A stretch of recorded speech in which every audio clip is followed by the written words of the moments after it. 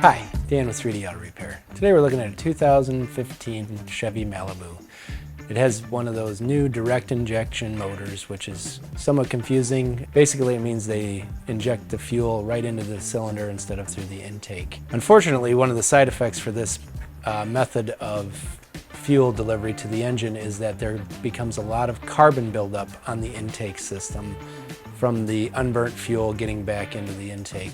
As you can see from the black carbon buildup in the intake system, that there is an issue with these motors that causes some poor performance and can cause some drivability issues.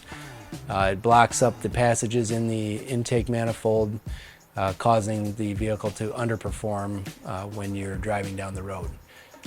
We advise the customer we would need to clean all that stuff out of there. We do offer that service as part of one of the many things we can do here at 3D Auto Repair.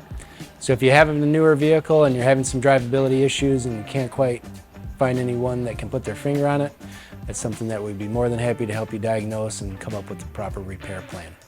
My name is Dan. Thanks for watching the video. Look forward to seeing you at the shop.